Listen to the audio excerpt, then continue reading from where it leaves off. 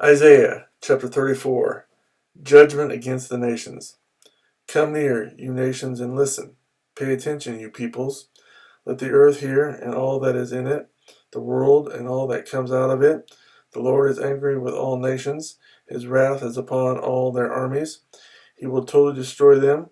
He will give them over to slaughter. Their slain will be thrown out. Their dead bodies will send up a stench.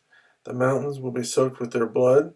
All the stars of the heavens will be dissolved, and the sky rolled up like a scroll. All the starry host will fall, like withered leaves from the vine, like shriveled figs from the fig tree. My sword has drunk its fill in the heavens.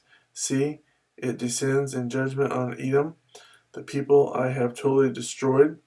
The sword of the Lord is bathed in blood. It is covered with fat, the blood of lambs and goats, fat from the kidneys of rams. For the Lord has a sacrifice in Bozrah, and a great slaughterer in Edom, and the wild oxen will fall with them, the bull calves and the great bulls. Their land will be drenched with blood, and the dust will be soaked with fat. For the Lord has a day of vengeance, a year of retribution to uphold Zion's cause. Edom's streams will be turned into pitch, her dust into burning sulfur. Her land will become blazing pitch. It will not be quenched night and day. Its smoke will rise forever. From generation to generation it will lie desolate. No one will ever pass through it again. The desert owl and screech owl will possess it. The great owl and the raven will nest there. God will stretch out over Edom the measuring line of chaos and the plumb line of desolation. Her nobles will have nothing there to be called a kingdom. All her princes will vanish away. Thorns will overrun her citadels, needles and brambles her strongholds.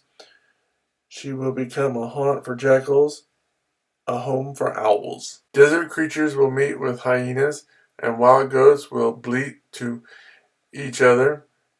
There the night creatures will also repose and find for themselves places of rest. The owl will nest there and lay eggs. She will hatch them and care for her young under the shadow of her wings. There also the falcons will gather, each with its mate. Look in the scroll of the Lord and read. None of these will be missing.